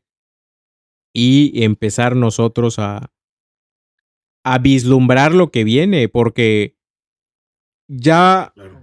el objetivo del Capital de Marx es dilucidar que estamos en un sistema que opera a espaldas de los productores. ¿Quiénes son los productores? Nosotros, los trabajadores, los proletarios, los obreros, y que la mercancía termina por dominar la relación social. Entonces, si tú produces valor, vives; si no produces valor, mueres. Es la mercancía nuestra relación social. Por eso Marx inicia su análisis con la mercancía. Marx inicia su análisis con la mercancía. Esto es Yo solo algo que... quería, Dale, comenta. solamente quería decir algo, una pregunta. A ver, ¿ustedes cómo entendieron esto del valor de uso y el valor de cambio? Creo que cuando habla del valor, la magnitud del valor, habla del valor de cambio, que es el valor que le damos a las mercancías para poder intercambiarlas cuando las llevamos al mercado. O sea, es muy diferente cuando un artesano entra al mercado pues a comerciar. No llega con capital, sino llega con su mercancía y la intercambia por una mercancía equiparable. Por ejemplo, el ejemplo que pone Marx, el de la chaqueta y el lienzo, ¿verdad? Entonces, si un lienzo se toma en la mitad de trabajo necesariamente socialmente necesario para realizar que una chaqueta, podríamos intercambiar una chaqueta por 2 lienzos. Pero con el desarrollo de las fuerzas productivas, ¿no? Como estamos viendo ahora, se toma menos tiempo ahora hacer una chaqueta. Se puede tomar la mitad del tiempo para hacer una chaqueta. Y puedes hacer 2 chaquetas en el tiempo socialmente necesario en el que antes hacías una sola. Entonces, esto afecta, por lo que yo entiendo, no sé si ustedes entienden algo diferente, pero yo entiendo que al producir ahora una chaqueta en la mitad de tiempo, su valor de uso se duplica porque, como dice Marx, ahora puedes vestir a 2 personas, pero su valor de cambio al tomarse solamente la mitad del tiempo, ahora una sola chaqueta puede ser intercambiada por un lienzo, porque vale menos, porque se tomó menos tiempo socialmente necesario para producirla. No sé si estoy en lo correcto o alguien me puede responder. A ver, el asunto como tal, si obviamente tiene objetivada o tiene objetivado más trabajo la chaqueta, su valor es mayor, ¿no? La magnitud de valor. Y la magnitud es por cuánto se intercambian las mercancías. Por eso pone una chaqueta, 20 varas de lienzo, ¿no? Como la ecuación. Eso, si viene mañana una maquinaria que haga chaquetas, como dijimos, en 3D y las saque así como si fueran empanadas, o si fueran, no empanadas, no, quesadillas. Y las empanadas luego tienen su proceso. Como si fueran algo rápido, y obviamente disminuye su valor. Marx lo dijo en el parágrafo anterior, donde dice, pone el ejemplo de los diamantes. Dice, si los diamantes se encontraran en la corteza terrestre, o sea, si se encontraran en la capa, en la superficie, pues su valor descendería al de un ladrillo. Como tienen mucho trabajo aunque son muy pequeños, tienen incorporado mucho trabajo. Entonces, esto es lo que hace que tengan un mayor, digamos, valor, se puedan intercambiar con un mayor valor. Ahora, el valor como tal es la expresión, es una expresión del trabajo que se está realizando, que se realizó, y por tanto Es como si llevara un cartelito, esta persona hizo tanto trabajo, esta mercancía tiene tanto trabajo. Lo que pasa es que eso nosotros no lo vemos cuando en el mercado tú compras y hay un proceso que se va a llamar la transformación de los valores en precios, que eso viene hasta tomo 3, imagínate. Pero bueno, lo estamos adelantando. Sustancia y magnitud de valor, sí, efectivamente. La sustancia es diferente a la magnitud de valor. Pero en este caso, y la fuerza productiva lo que va a afectar es el valor, la magnitud de valor. Esto también es importante porque el valor, cuando tú produces una mercancía, ya tiene valor. Pero ese valor se realiza en el intercambio. Cuando tú vas a llevar esa mercancía al mercado, tú vas a darte cuenta si es socialmente necesaria o es inútil. Si nadie, a lo mejor no es inútil, pero pues, ya está saturado el mercado. Entonces, Marx luego aquí en 2 capítulos más habla del estómago del mercado. Entonces, con el estómago del mercado, cuando tú estás lleno, yo siempre pongo este ejemplo, estás lleno, estás saciado, te traen un plato de lo más rico que hay, ya no te lo comes. A eso se refiere el estómago del mercado. Cuando ya hay digamos, sobreproducción, el estómago del mercado es el que te dice si lo que hiciste es socialmente necesario, si trabajaste de manera útil o no hiciste, a lo mejor hiciste algo útil. Por ejemplo, hemos visto aquí edificios que se quedaron a medias. O sea, ese trabajo fue útil, se hizo correctamente, el albañil hizo su trabajo, etcétera, pero se realiza ese valor en el intercambio, que son 2 cosas diferentes. La producción del valor se hace antes y se realiza cuando se lleva la mercancía al mercado. Dice Chalino Sánchez, es el valor de cambio. El valor de uso es el que tiene la mercancía sin intercambiarla. Sí, correcto. El valor de uso es la utilidad que tiene la mercancía. Pero el valor de uso no significa que sea una mercancía. Ya lo dijo Marx antes. Para que sean mercancías, tienen que ser productos de trabajos privados e independientes. Entonces, si yo, por ejemplo, puedo hacer jabón aquí en mi casa y no es una mercancía. ¿Por qué? Lo estoy haciendo para mí.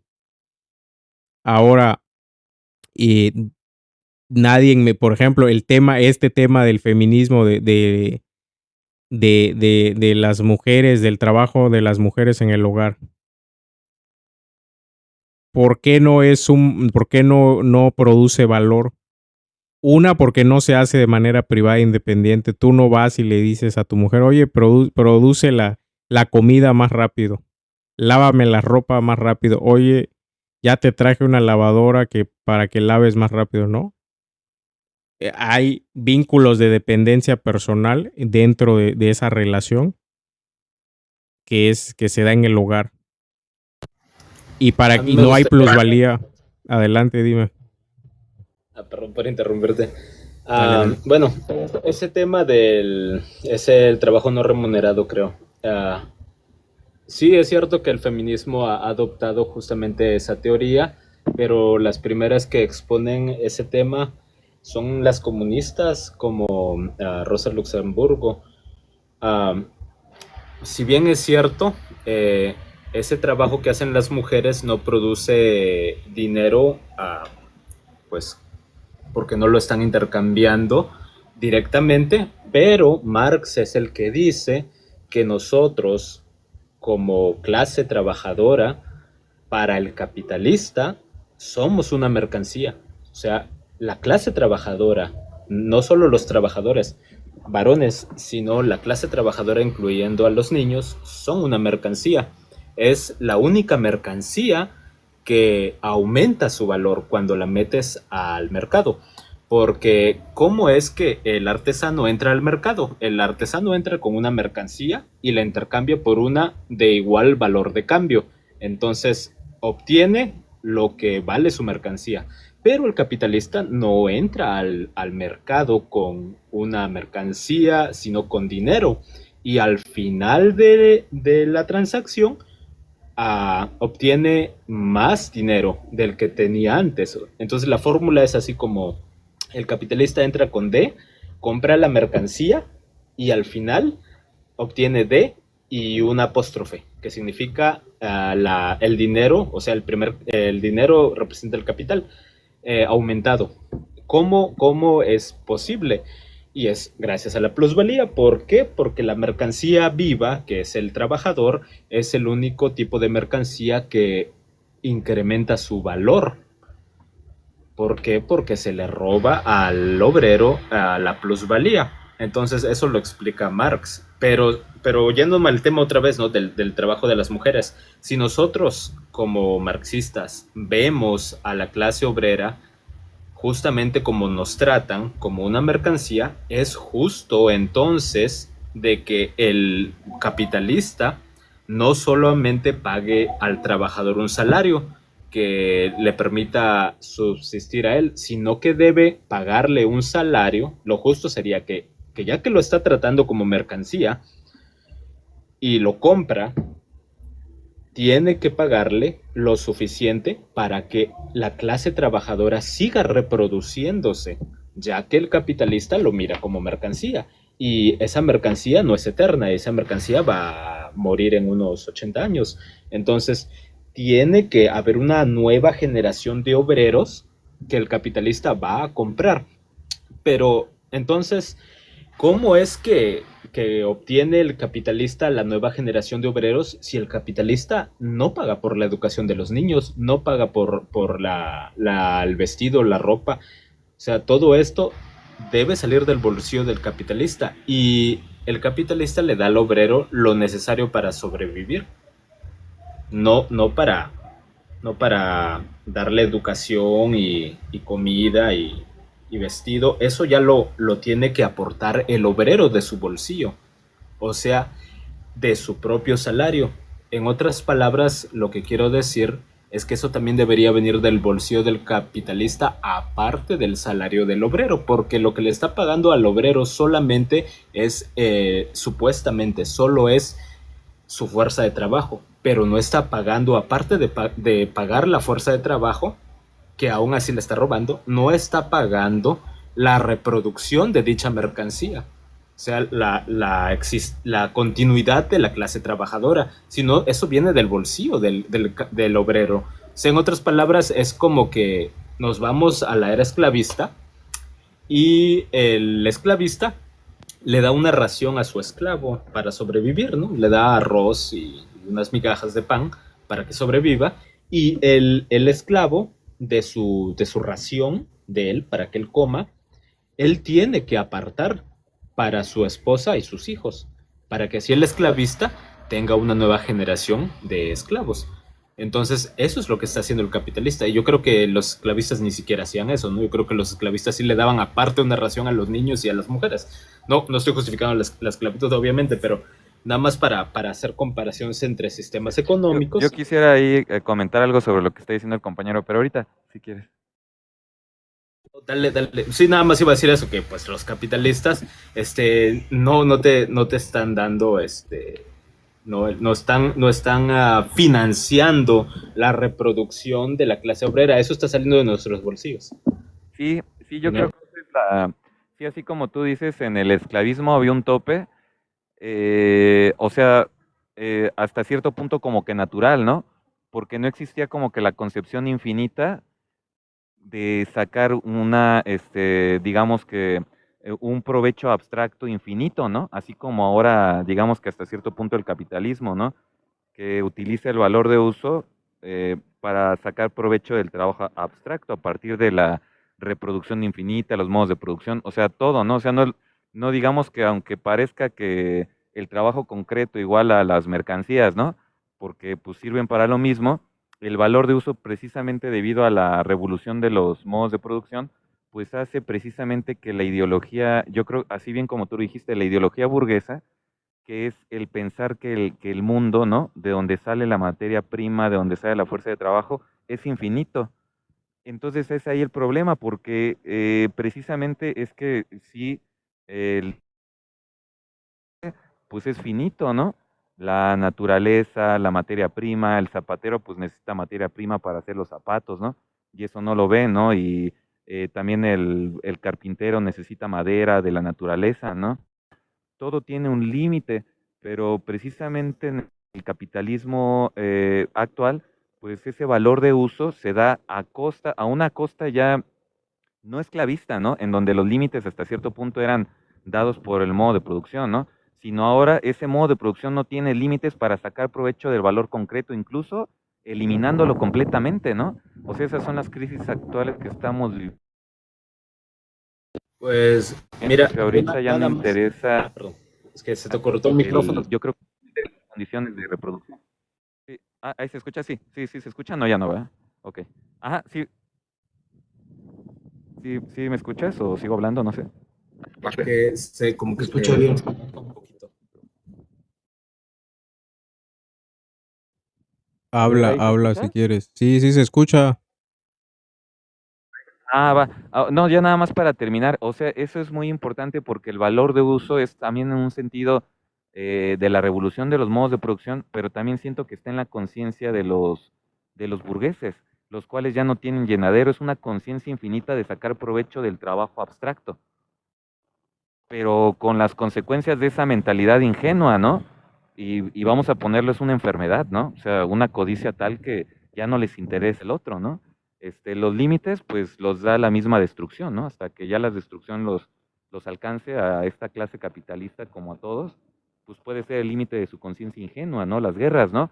Pero si se den un marco de explotación hasta cierto punto, acumular, acumular, acumular, esas fuerzas, el trabajo concreto, esas fuerzas los trabajadores, la naturaleza, pues tienden a un desgaste sistemático, ¿no? Es lo que estamos viendo ahorita con la crisis climática y pues este burnout o desgaste total de los trabajadores, ¿no? Ya no hay prestaciones, ya no hay nada. En el caso de Argentina, trabajar 12 horas, ¿no? Es una conciencia ingenua, ¿no? Pero altamente lucrativa. Bueno, eso es lo que yo quería decir, esta dialéctica del valor de uso precisamente es de donde sale, pues, es una explicación muy como que una analogía, un símil muy bonito para entender cómo pues esta lógica lleva a la destrucción, ¿no? No sé qué piensen ustedes. Pues no sé si entendí bien lo que quisiste decir, pero me estabas diciendo que el valor de uso ah, es básicamente usado por los capitalistas para incrementar el consumismo, o lo estuve malentendiendo. No para aumentar el consumismo, sino para aumentar la ganancia. O sea, porque, por ejemplo, un artesano hace un zapato, ¿no? Pero un empresario zapatero hace 1000 zapatos. En el trabajo concreto, el trabajo que hace el zapatero, tanto el empresario zapatero, es lo mismo, pues va a vestir y calzar, ¿no? Pero no es lo mismo en cuanto al valor de uso, porque da más ganancia el valor de uso porque en el intercambio, pues va a vender más, ¿no? A costa del trabajo que se utiliza para hacer los millones de zapatos y también a costa de la naturaleza, ¿no? Entonces, ese es un valor exponencial que hace el capitalista a través de la revolución de los modos de producción y de una conciencia de no tener fin hacia la codicia, ¿no? Ahora sí ya te entendí. Es lo que estábamos diciendo hace rato, creo que todavía no llegabas, pero justo dijeron que si el valor de cambio se reduce a la mitad porque se evolucionaron las fuerzas productivas y ahora solo se toma la mitad del tiempo socialmente necesario para producir dicho producto, dicha mercancía, entonces aumenta el valor de uso porque ahora puedes producir el doble, por ejemplo, de chaquetas y puedes vestir el doble de personas, pero su valor de cambio disminuye y al disminuir el valor de cambio también disminuye pues el salario para los trabajadores. Sí, y ahí está digamos que la relación dialéctica hasta cierto punto destructiva, ¿no? Porque el capitalista piensa que el mundo no tiene fin, ni tampoco los trabajadores, o sea, es una destrucción total del trabajo abstracto o de donde sale el valor de uso. Bueno, yo solo ya para retirar, nada más quería decir lo de hace rato, que no lo dije, del trabajo no remunerado de las mujeres. Ese trabajo que hacen ellas es el que mantiene viva a la clase obrera y es un trabajo histórico que han hecho las mujeres al cocinar, cuidar de los obreros cuando vienen, ¿no? Pues mal, ¿no? Estresados o mal del trabajo. Es una contribución histórica que han hecho las mujeres. Bueno, pero en la actualidad, como vemos, el feminismo y el feminismo burgués, que es el que trabaja para la izquierda neoliberal, es el que les está diciendo a las mujeres que ellas deben de cobrar un salario, pero no les está diciendo que se lo deben cobrar al Estado. Les está diciendo que se lo deben cobrar a los obreros trabajadores. O sea, el obrero trabajador, y vuelvo a lo mismo, ¿no? El obrero trabajador es explotado en las fábricas, le quitan su plusvalía y su pequeño salario quieren que la mujer le quite del salario un sueldo para ella, aparte de lo que él tenga que gastar en comida, techo, luz, que también debería salir, ¿no? Del bolsillo del capitalista, porque a ellos les toca mantener viva la clase obrera, ya que nos tratan como mercancía. Pero las mujeres feministas quieren cobrárselo al obrero, que ya está siendo explotado. Entonces, en este sentido, el feminismo se alía con el Estado de izquierda neoliberal burgués para saquear al obrero. Y entonces, como comunistas, ¿qué es lo que deberíamos decirles a las mujeres? Que ellas sí se merecen un sueldo por ese trabajo no remunerado, pero no es al hombre al que le tienen que pedir, sino al Estado. Y el Estado, como herramienta del pueblo, tiene que quitárselo a los capitalistas, porque para eso sirve el Estado, como herramienta de los obreros y de los trabajadores.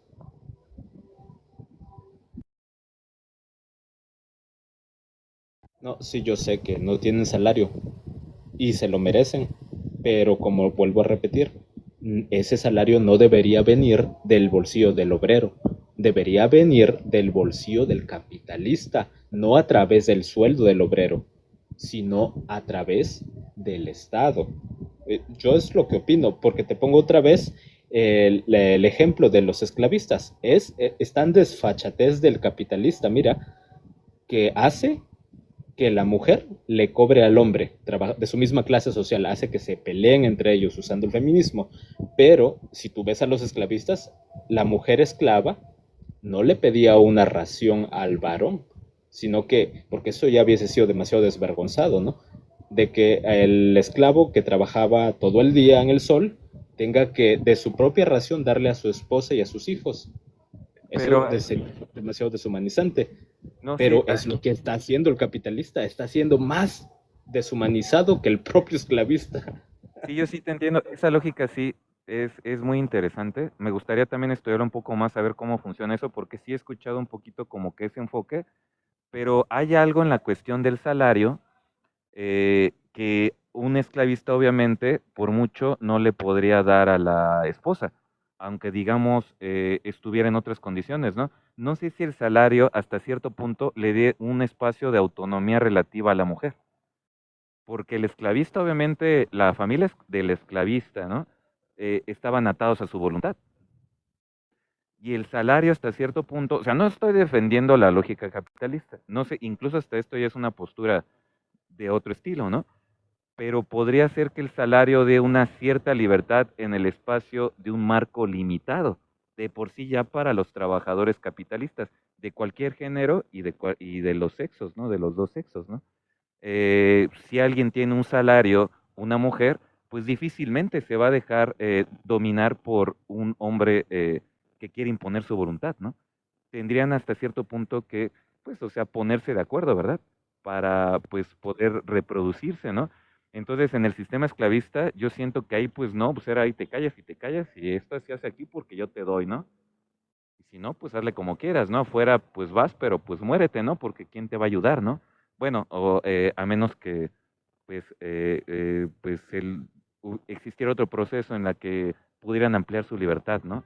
El, Una rebelión o algo así, ¿no? Pero yo siento que el salario puede dar autonomía relativa de decisión mínima a las mujeres que no tenían en el sistema esclavista. Pero sí es interesante pensar lo que tú dices, Chalino. Sí, sí es cierto que los gobiernos socialistas les dan bonos a las mujeres.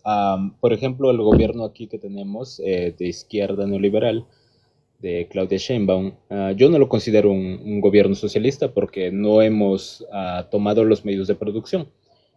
Y en un gobierno socialista, pues sí tendríamos los medios de producción bajo el partido de vanguardia de la clase trabajadora.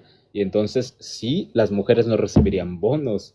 Si fueran amas de casa, recibirían un salario, que es muy diferente de un bono. Entonces, estos gobiernos de pseudo izquierda lo único que están haciendo es darnos migajas. ¿Para qué? Para que no los corramos del gobierno.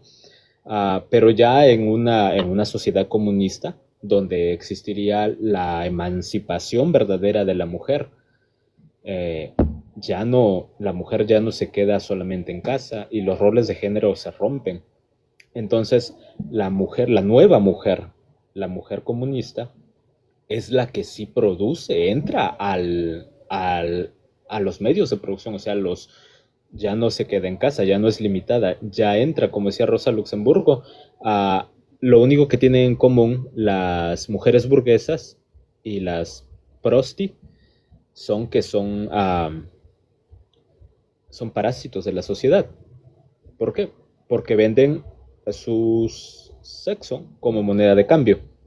Entonces, la mujer, al simplemente quedarse en casa y ser ama de casa y no entrar a la producción, entonces básicamente está haciendo eso. Entonces la mujer necesita ser emancipada, pero por sus propios medios. Ella tiene que luchar hombro a hombro con el hombre de su clase para sacar adelante la producción de su sociedad. Y para eso necesitamos ser dueños de los medios de producción, porque si no, de otra forma simplemente somos esclavos, no de un capitalista.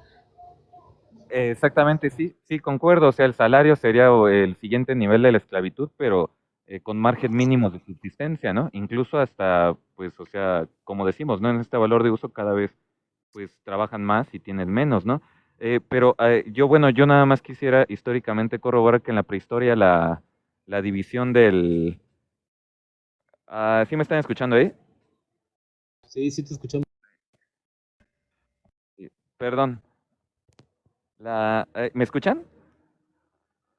Sí, sí te escuchamos. 100%. La división de los sexos en la prehistoria, tanto la mujer como el hombre casaban en las bandas familiares, ¿no?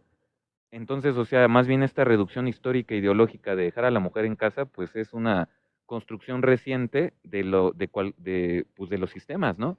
Porque en el comunismo, bueno, en la prehistoria, que era más comunitario, pues sí, las mujeres salían a cazar, ¿no? Igual que los hombres, ¿no? Se la rifaban, ¿no? Eso es lo que quería decir, pero muchas gracias.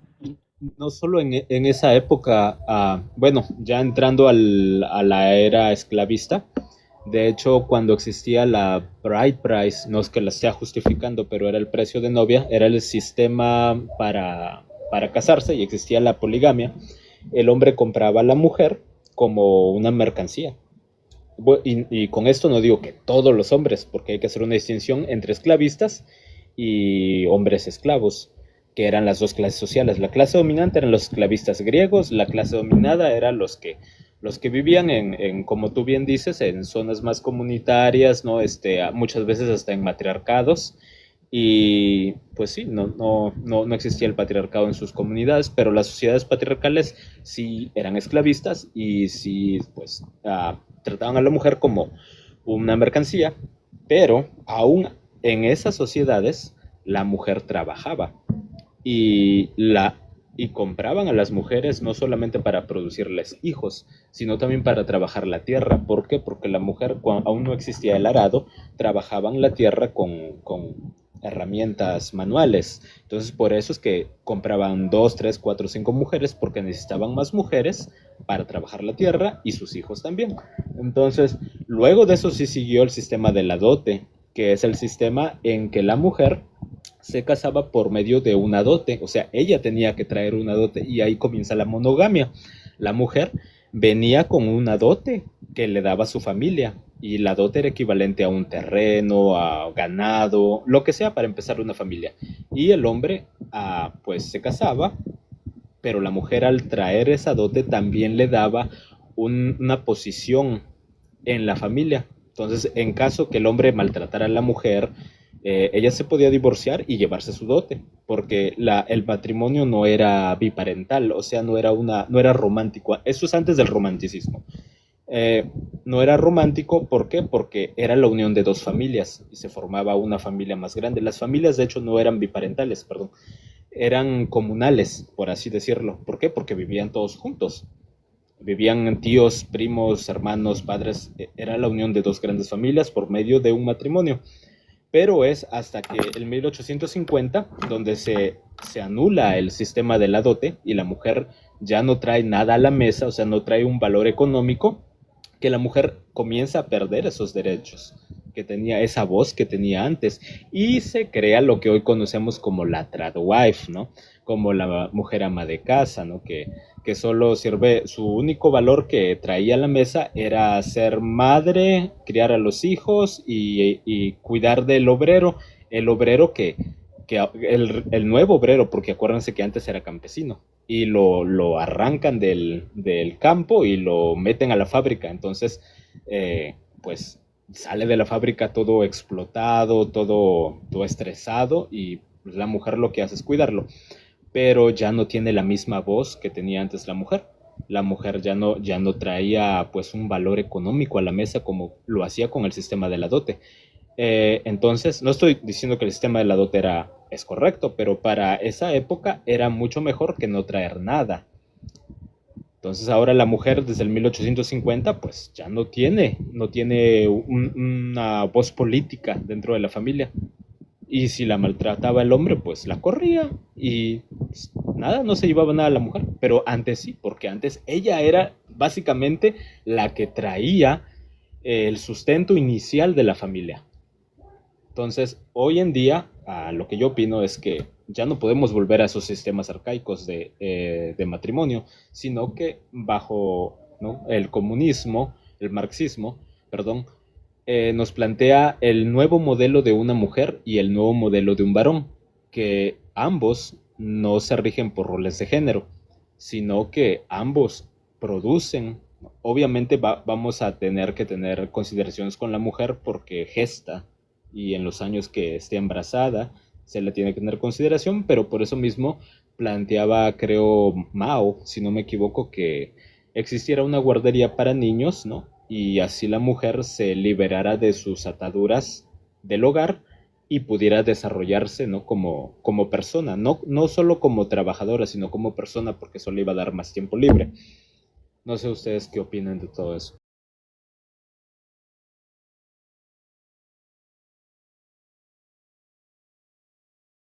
Correcto, correcto. Pues ya vamos cerrando. ¿Qué les parece la charla de hoy? Obviamente el tema del salario Marx lo toca hasta la jornada laboral, el salario, el capítulo 16. Vamos a tener tiempo para hablar de ello. Va mucho, mucho tiempo. Y ahí vamos a poder detallar muchísimo más para ver qué es lo que estaba planteando Marx respecto al salario. Entonces, pues un abrazo a todos. Gracias por asistir hoy. Ya estamos sobre las 2 horas. No sé si quieren dar un comentario de cierre o nos vemos el próximo jueves. Váyanse agregando al grupo los que quieran. Y qué más, vamos a hacer otros grupos de estudio también para los que gusten. Ahorita lo tenemos los jueves en la noche. Y para que dé tiempo a muchos de participar. Entonces, el grupo, los que quieran ser agregados, manden un mensaje privado y se les agrega al grupo. Tenemos grupo aquí en TikTok y WhatsApp, Telegram, varias redes, pero los que están aquí en TikTok tenemos un grupo para que ahí nos pongamos de acuerdo los días, los horarios que ustedes tienen para hacer estas charlas. Pues un abrazo, saludos a todos, gracias al Perro Político, Filosofía al Pedal, Estrada, Chalino y todos los que están aquí en como espectadores. Gracias y nos vemos. Dejen sus preguntas. El debate estuvo interesante. Buenas noches a todos, que descansen. Un abrazo desde Cancún, Quintana Roo. Aquí ya son las 11, así que pues ya me voy igual para luego no alargarlo, porque lo vamos a subir a YouTube. El YouTube se llama Ursal también, el canal de YouTube. Entonces volvemos a subir la charla, esta charla a YouTube. Por si se la perdieron, ahí pueden darle seguimiento a las lecturas que estamos haciendo. Creo que fue un buen debate, una buena lectura. Adelante, Perro Político. Nada, solamente agradecerte nuevamente el espacio, que brindes el foro para poder hacer este tipo de estudios. Me pareció increíble cómo lo desarrollaste y los aportes de los compañeros que estuvieron aquí en el foro, pues también les agradezco mucho. Eso siempre es muy nutritivo, que podamos compartir entre todos el conocimiento. Gracias. Sí, no, gracias a ti. Nos vemos a todos. Buenas noches.